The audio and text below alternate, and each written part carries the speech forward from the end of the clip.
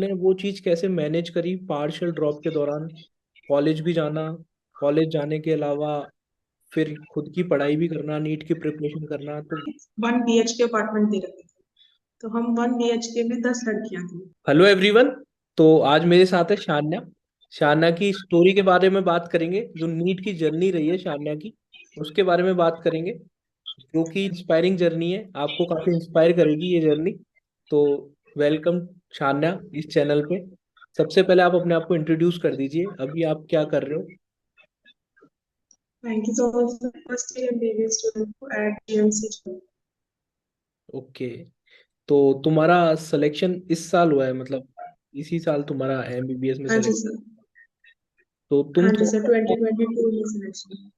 Okay, तो तुम थोड़ा सा अपनी जर्नी के बारे में बताओगे कि कैसे तुमने, कब प्रिपरेशन करना स्टार्ट करा था, कौन कौन सी चीजें तुमने जर्नी के दौरान फेस करी? थोड़ा सा बैकग्राउंड एक बार बता हाँ दो। जी सर, मैंने नीट की जेन्युइन प्रिपरेशन चालू की थी जब हमारा कोरोना का लॉकडाउन पड़ा था। मैं तब 12th में थी। तो 12th के बोर्ड्स के साथ उसकी तैयारी करनी शुरू की थी। पुराने प्रीवियस ईयर क्वेश्चन वेश्चन लगाए थे।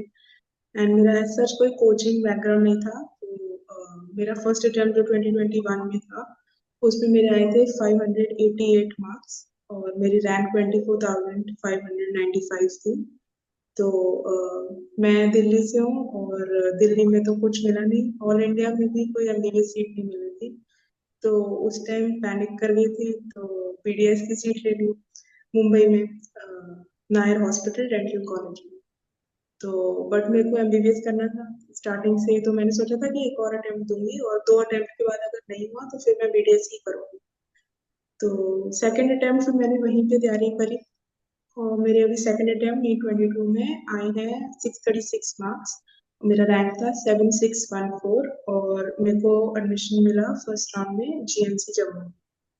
तो जैसे कि तुमने बताया कि तुमने फर्स्ट अटेम्प्ट जो ट्वेल्थ के साथ दिया था, उसी में तुमने बीडीएस ज्वाइन कर लिया है इतना अच्छा स्कोर होने के बावजूद, जो कि तुमने हाँ जी बिना कोचिंग 588 स्कोर करा था। मतलब बिना कोचिंग ये बहुत अच्छा स्कोर है, इनफैक्ट कोचिंग के साथ भी बहुत अच्छा स्कोर है 588। तो मतलब ऐसे क्या सर्कमस्टांसेस थे कि तुमने ट्वेल्थ के साथ ही बीडीएस ज्वाइन कर लिया? नॉर्मली बच्चे ऐसे करते हैं कि एटलीस्ट एक दो चांस तो लेते हैं जब वो एमबीबीएस के लिए अटेम्प्ट ले, और फिर उसके बाद में कोई और कोर्स ज्वाइन करते हैं यदि नहीं हो रहा होता है तो तुमने फर्स्ट टाइम में ही क्यों ज्वाइन कर लिया? सर, एक्चुअली उस टाइम ना एक दो हमने काउंसलर से बात करी थी। उन्होंने भी सबने ये कहा कि आप फिर से तैयारी करो और अगली बार निकल जाएगा। बट उस टाइम इतना प्रेशर हो गया था ना, क्योंकि बचपन से ही हमेशा अच्छे ही रहा था। ऐसा कुछ धक्का सा नहीं लगा था, और इतना बहुत ही एक्सट्रीम सा सर्कमस्टेंस हो गया था। तो मेरे को अपने पे कॉन्फिडेंस बहुत लो हो गया था कि शायद अगली बार इतने नंबर भी ना आए और इससे कम ही आए। और पता नहीं मैं कर पाऊंगी, करना चाहूंगी, नहीं करना चाहूंगी, तो जो मिल रहा है ले लो। और मेरे पापा भी डेंटिस्ट है, तो मेरे को था कि पापा भी डेंटिस्ट है, क्लिनिक है, अगर कुछ नहीं होता तो फिर यही खोल लेंगे, नाम के आगे डॉक्टर भी लग जाएगा और क्लिनिक भी है।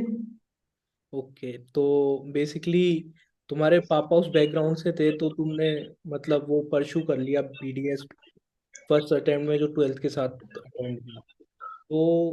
तो तुम्हारा थोड़ा सा ट्वेल्थ का बैकग्राउंड के बारे में बताना चाहोगे, जैसे ट्वेल्थ में क्या स्कोर से, और ट्वेल्थ के बारे में थोड़ा सा एक बार स्कोर बता। सर, 12th में मेरे तो कोरोना वाला बैच है, मैं तो मेरे बोर्ड्स तो हुए नहीं थे। बट मेरे 98.4% एग्रीगेट आया था ओवरऑल। एंड हाँ जी। 98.4%, वेरी गुड। हाँ जी।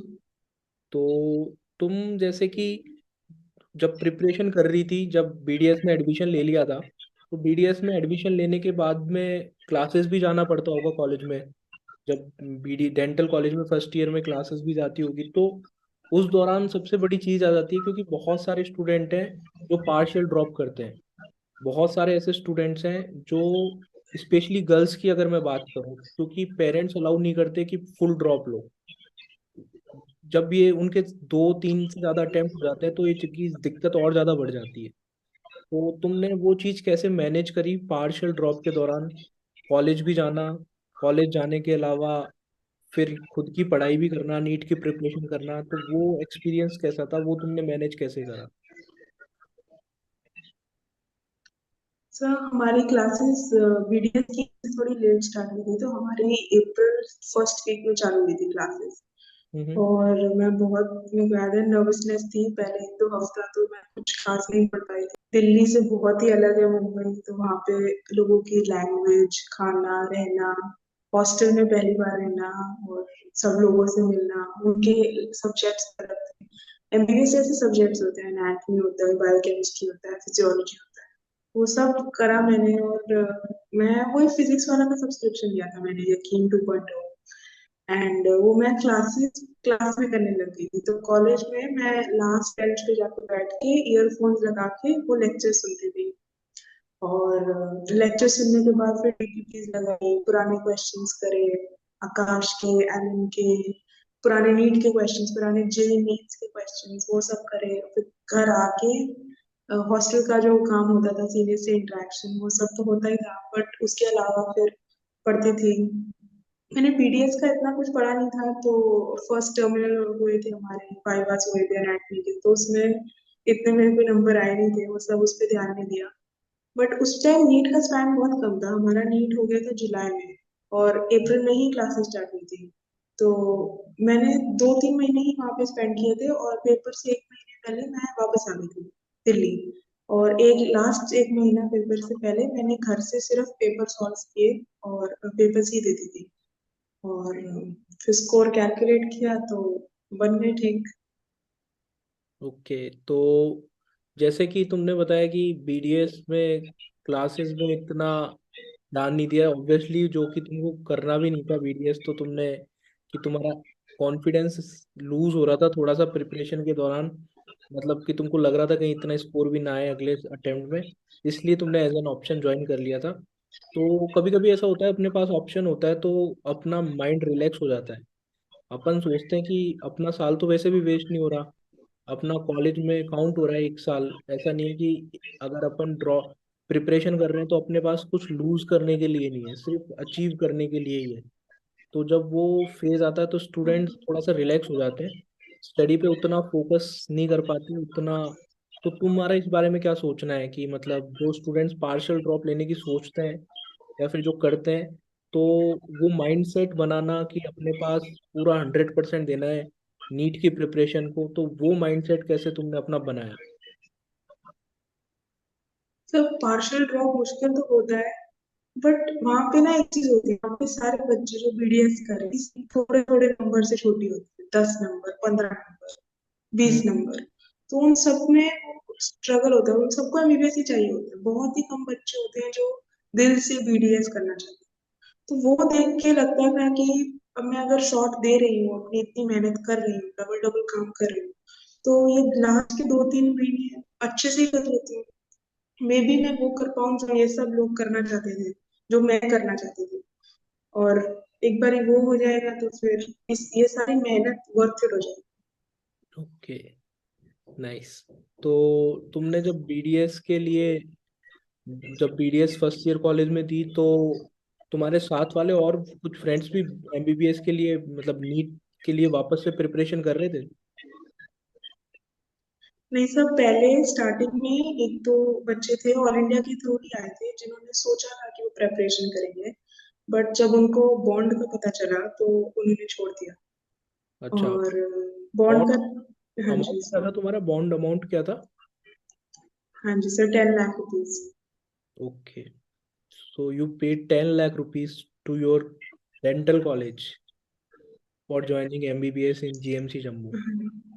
ओके, तो हाँ जी सर, क्योंकि हमने जब एडमिशन लिया था तो हमें ये बॉन्ड नहीं पता था, ओके। और ये बॉन्ड बाद में पता चला। तो तब बीच में लगा था कि छोड़ देते हैं प्रेपरेशन, अब ये नहीं करते हैं, क्योंकि 10 लाख रुपए बहुत ज्यादा होता है।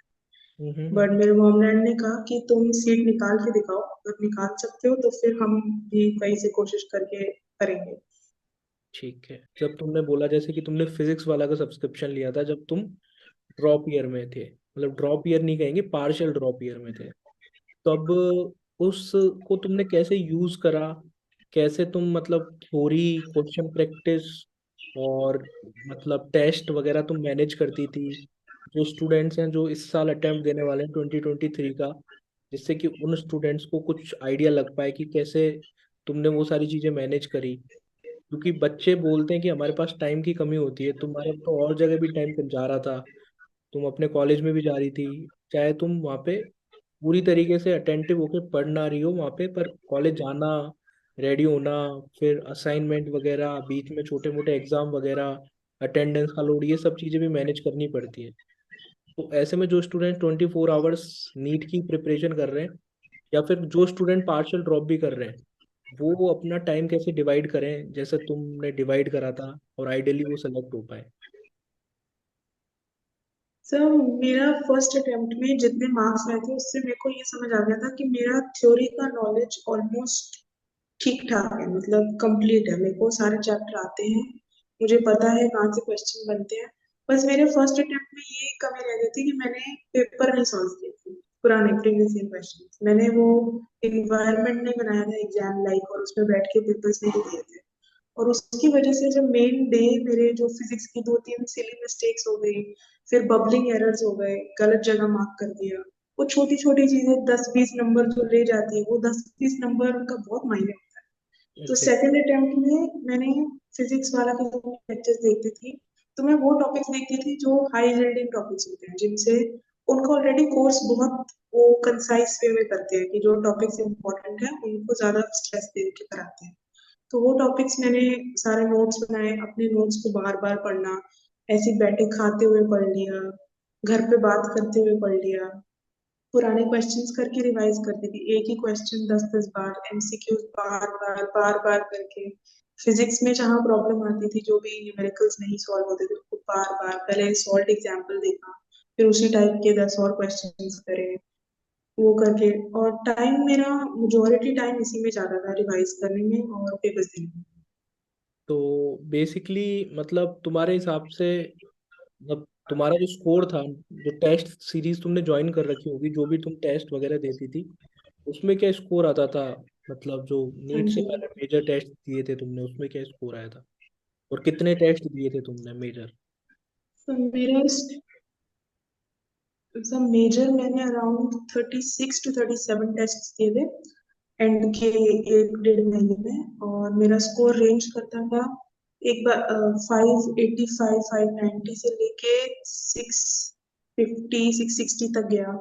और लास्ट के पेपर से थोड़े दिन पहले तक मेरा स्कोर अच्छा आ रहा था, 650 आ रहा था रेगुलरली आ रहा तो यार मतलब जैसे मैंने इसका पार्शियल ड्रॉप का एक नुकसान तो बता दिया कि आपका माइंड थोड़ा रिलैक्स हो जाता है, शायद आप अपना 100% ना दे पाओ। कुछ बच्चे जैसे तुमने भी बोला कि तुम्हारे साथ देना चाह रहे थे नीट का एग्जाम, पर वो बॉन्ड की वजह से या फिर किसी और भी रीजन की वजह से वो उस लेवल तक प्रिपरेशन नहीं कर पाते। सोच हर कोई लेता है, एक बार एडमिशन ले लेते हैं, पर वो कर बहुत कम लोग पाते हैं। तो दूसरा इसका फायदा मुझे लगता है कि स्टूडेंट पे प्रेशर कम हो जाता है। प्रेशर इस सेंस में कम हो जाता है कि उसका साल वेस्ट नहीं हो रहा। तो इसमें तुम्हारा क्या सोचना है कि ये सही अप्रोच है, या फिर ये एक तरीके से गलत अप्रोच है, या फिर ये स्टूडेंट के ऊपर डिपेंड करता है? तुम्हारा क्या सोचना है? था। तो मेरे को तो कई बार अपने डिसीजन पे रिग्रेट तो होता है, क्योंकि शायद मैं अगर खाली ड्रॉप लेती तो ज्यादा नंबर ला पाती, ज्यादा अच्छा कॉलेज होता। और कई बार लगता है कि जो किया वो अच्छा किया, उधर का एक्सपीरियंस मिला, वहां पे रह के जो स्ट्रगल करना आया, क्योंकि पहले अटेम्प्ट में उतना मेहनत की ही नहीं, क्योंकि उतना पता ही नहीं था कि ये चाहिए, इतने बुरे तरीके से चाहिए। जब वहां जाके वो इन्वायरमेंट देखा तो पता चला कि इतना डेस्परेटली ये चीज चाहिए, तो फिर उतनी मेहनत फिर उस हिसाब से निकली। तो आई थिंक स्टूडेंट पे डिपेंड करता है, सबको अपनी स्ट्रेंथ और अपनी वीकनेस पता होता है, सबको पता है वो कितना मोटिवेटेड है और कितने मोटिवेटेड नहीं है। उस मोटिवेशन को प्रॉपर अपने सक्सेस में बदलने के लिए जो मेहनत लगती है और डेडिकेशन लगती है, वो सबका तरीका अलग अलग होता है। तो मेरे को फायदा भी हुआ, नुकसान भी हुआ। ओके। तो जैसे जब तुम प्रिपरेशन कर रही थी, जो एनवायरनमेंट था सराउंडिंग का, बाकी सब लोग बिल्कुल 100% श्योर थे कि उनको बीडीएस ही करना है, तो उस एनवायरनमेंट में तुम एक अलग कोर्स के लिए प्रिपरेशन कर रही थी, बेटरमेंट के लिए प्रिपरेशन कर रही थी। तो एक होता है कि सराउंडिंग का एटमॉस्फेयर जो होता है वो भी आपको काफी डिसाइड करता है। अगर लोग आपको बोले कि ये पूरे दिन रूम में रहती है, कॉलेज लाइफ एंजॉय नहीं करती, तो उस आपके सराउंडिंग के जो लोग थे वो सब कितने सपोर्टिव थे? मतलब सराउंडिंग कितने इम्पोर्टेंट रोल प्ले करता है आपके हिसाब से इसमें? सर मेरे को तो पहली बार मैं हॉस्टल में मिली थी, और हॉस्टल में एक्चुअली हॉस्टल एज सच बना नहीं था कॉलेज का, उनका नया बिल्डिंग बन रही थी हॉस्टल। तो उन्होंने एक अपार्टमेंट ब्लॉक पूरा रेंट आउट कर रखा था, और उसमें हमें 1 BHK अपार्टमेंट दे रखे थे। तो हम 1 BHK में 10 लड़कियां थी, और ये जगह बहुत ही कम थी। हाँ जी सर, बहुत ही मतलब क्रैम्ड हो रहे हैं। पर और पहले स्टार्टिंग में सबने मेरे को थोड़ा अलग ट्रीट किया कि यार ये फिर से वो ये फेस कर रही है जो हम सब करके आ चुके हैं। वो लोग बिकॉज उनको इंटरेस्ट नहीं था उस चीज में। बट धीरे धीरे वो समझने लगे कि, और उन्होंने मेरे को बहुत मोटिवेट किया बहुत। जब मेरा पढ़ने का मन नहीं होता था, मैं ऐसे बैठ जाती थी थोड़ी देर, वो आके मेरे को बोल देते थे पढ़ क्यों नहीं रही, चाय पी ले कॉफी पी ले, चल बैठ फिर से पढ़ने। तो वो उन्होंने भी मोटिवेट किया, वो भी अपना पढ़ते थे, उनके एनाटॉमी के स्टेज होते थे और फिजियोलॉजी के एग्जाम होते थे, वो अपना पढ़ते थे, मैं अपना पढ़ती थी। तो बहुत हेल्प किया उन्होंने, सारे सीनियर्स भी बहुत हेल्पफुल थे, काफी लोगों को पता था कॉलेज में क्योंकि रहते तो एक साथ ही है। सबको पता चल ही जाता है कि ये कुछ और ही पढ़ रही है। एनवायरमेंट के आसपास के लोग बहुत मेजर रोल प्ले करते हैं, बहुत पॉजिटिवली एंड नेगेटिवली, बट मेरे लकीली सब पॉजिटिवली इन्फ्लुएंस तो एक 1 BH के अपार्टमेंट में 10 लोगों के बीच पढ़ाई कैसे करी तुमने इतने कंजस्टेड एरिया में? हुआ। कोई फोन चला रहा होता है, कोई सॉन्ग सुन रहा होता है, कोई कुछ कर रहा होता है, कभी सबके सोने जगने का टाइम अलग अलग, तो उस बीच तुमने अपनी पढ़ाई कैसे कंटिन्यू करी इतने कंजस्टेड एरिया में? वो सब मैं तो जो वीडियोस देखती थी, मेरा मैक्सिमम पढ़ाई यूट्यूब से ही हुई है, पुराने क्वेश्चंस लगा के। वो सब कुछ वहीं से, तो मैं ईयरफोन्स लगा के एकदम फुल वॉल्यूम करके, ताकि कुछ आसपास का शोर ना सुने के टाइम ये। और रात को तब मैं बाहर जाके पढ़ती थी, क्योंकि अंदर तो अंधेरा हो जाता है, सब सो जाते थे। तो बाहर हमारा जो लिफ्ट वाला एरिया था, वहाँ पे एक कॉमन लॉबी सा बना हुआ था, वहां पे बैठ के मैं पढ़ती थी। और क्लास में भी पीछे बैठ के ईयरफोन लगा के, और हो गया बस लकीली, जैसे पढ़ाई हो गई हो गई। ओके, तो जैसे कि तुम्हारा स्कोर क्या था, मतलब 636 में से सब्जेक्ट वाइज स्कोर क्या क्या था? सब्जेक्ट वाइज स्कोर मेरे को याद नहीं है, बट मेरे बायो में नंबर कम आए थे, 330 कुछ थे। और फिजिक्स में मेरे आई थिंक 170 कुछ थे। केमिस्ट्री में बिल्कुल याद ओके, तुमको याद बेसिकली तुमने मतलब क्या क्या रिसोर्सेज यूज करे थे, मतलब जो भी ऑनलाइन वीडियोस तुम देख ही रही थी उसके अलावा एनसीईआरटी को कितना यूज करा फिजिक्स केमिस्ट्री में स्पेशली? बायोलॉजी में तो सब पढ़ते ही हैं, फिजिक्स केमिस्ट्री में एनसीईआरटी तुमने रीड करी फिजिक्स और केमिस्ट्री के लिए? सर केमिस्ट्री की एनसीईआरटी मैंने रीड करी, इनऑर्गेनिक पूरा एक एक पेज एक एक लाइन। ऑर्गेनिक भी काफी अच्छे से रीड करी, और सारे जो उनके इन टेक्स्ट क्वेश्चन होते थे, बैक एक्सरसाइजेज, वो सब कुछ। फिजिकल केमिस्ट्री में भी सारे क्वेश्चंस लगाए, एनसीईआरटी टाइप के क्वेश्चंस भी करे थे। फिजिक्स में भी क्वेश्चंस करे थे। एनसीईआरटी ऐसा जितने अच्छे से पढ़े नहीं, शायद पढ़ती तो और नंबर आ जाते, बट क्वेश्चन सारे लगे थे। ओके, तो तुम फाइनली उन स्टूडेंट्स को क्या मैसेज देना चाहोगी जो लोग पार्शियल ड्रॉप कर रहे हैं, या फिर जिन लोगों के मन में अभी सेल्फ डाउट है वो कर भी पाएंगे या फिर नहीं कर पाएंगे, उन लोगों के लिए तुम फाइनल क्या मैसेज दे पाओ दोगी? तो मैंने मेरा फाइनल मैसेज ये होगा कि मैंने अपनी जर्नी से ये सीखा है कि जो ठान लेता है कि वो करना चाहे, वो कर सकता है, वो कर सकता है। NEET UG examination in itself बहुत competitive है, 19 लाख प्लस बच्चे लिखते हैं, और बहुत ही 15,000 20,000 बच्चे सिलेक्ट होते हैं ऑल इंडिया के थ्रू एमबीबीएस के लिए। बट उन 19 के 19 लाख जिन्होंने अटेम्प्ट करा, उनमें बहुत हिम्मत है कि उन्होंने इतना कंपेटिटिव एग्जाम अटेम्प्ट करने की सोची है। और जो भी पार्शियल ड्रॉपर है, जिन वट एवर सर्कमस्टांसेस, वो सब उनको अपना 100% देना चाहिए।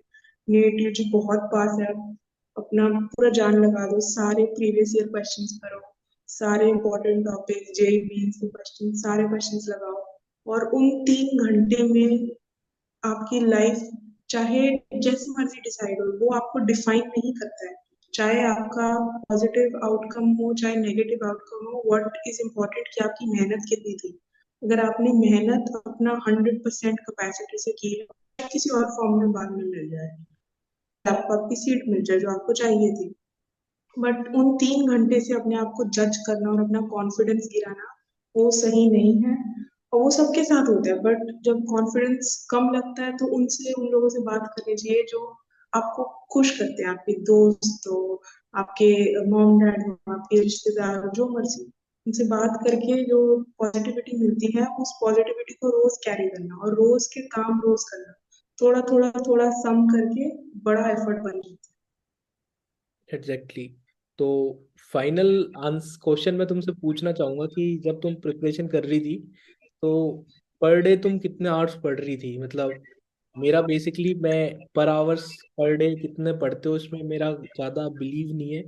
मेरे हिसाब से जो टारगेट है वो पूरा करना चाहिए। फिर भी स्टूडेंट्स पूछते हैं कि जो प्रिपरेशन करता है कि सर कितने घंटे पढ़ना जरूरी है नीट क्रैक करने के लिए। तो तुम लास्ट में जैसे 2 महीने, 1 महीने या फिर 3 महीने जब बचे थे तो पर डे कितने घंटे तुम पढ़ रही थी? लास्ट थर्ड मंथ में आई थिंक मैं पढ़ रही थी दिन में 6 घंटे, 5-6 घंटे। हम्म। और लास्ट मंथ तक आते आते जब पेपर दे रही थी तब हो गए थे 8-9 घंटे दिन के। उससे ज्यादा नहीं हुआ क्योंकि इतना मैं एक्सर्शन दे नहीं सकती थी अपने आप को, इतना होता नहीं था मेरे से, क्योंकि वो माइंड एग्जॉस्ट हो जाता है। हाँ, बट इस वो क्वालिटी स्टडी, आज इतना पढ़ना है तो इतना ही पढ़ना है, वो करके हुआ है। आई थिंक 6 से 8 घंटे इज मोर देन सफिशिएंट। बाकी तो मतलब जो इससे ज्यादा इंसान पढ़ेगा तो वो फटीक के साथ पढ़ेगा, जो कि आई थिंक हाँ इतना जी। फ्रूटफुल नहीं होगा उसके लिए जो पढ़ेगा वो। हाँ तो जी। हाँ जी। थैंक्स आन्या ज्वाइन करने के लिए। Thank you so much sir. I think अच्छा, बहुत आपकी मैंने बहुत वीडियोस देखी है काउंसलिंग में, आपकी वीडियो से बहुत हेल्प हुई है, thank you so much. Welcome welcome. तो आई थिंक बहुत सारे स्टूडेंट्स जो पार्शियल ड्रॉप कर रहे हैं या फिर इवन ड्रॉप कर रहे हैं उनको काफी मोटिवेशन मिलेगी इस वीडियो से कि तुमने ऐसी सिचुएशन होते हुए भी, मतलब जब तुम्हारे पास मतलब कुछ ऐसा नहीं था, कोई प्रेशर नहीं था, तुम्हारा ईयर वेस्ट नहीं हो रहा था। स्पेशली ईयर का टाइम की वैल्यू होती है, कोई भी इंसान, money doesn't matter, time matters. तो जब तुम्हारे पास ऐसा कोई एक्सटर्नल फैक्टर नहीं था टाइम वेस्ट होने का, फिर भी तुमने वो अचीव करा। और बहुत अच्छा स्कोर है तुम्हारा, 636 इज वेरी गुड स्कोर। और पीडीएस भी साथ में तुम ज्वाइन कर रखा था, शायद नहीं करती तो और बेटर होता। मतलब जो भी है, अब फाइनली क्या पता प्रेशर आ जाता। बहुत सारे बच्चे प्रेशर में आके वेस्ट भी कर देते हैं अपनी प्रिपरेशन को लास्ट टाइम पे। पर जो भी है, आज के तुम बहुत अच्छे मेडिकल कॉलेज में हो। तो congratulations to you and thanks for joining. Thank you so much sir. Thank you.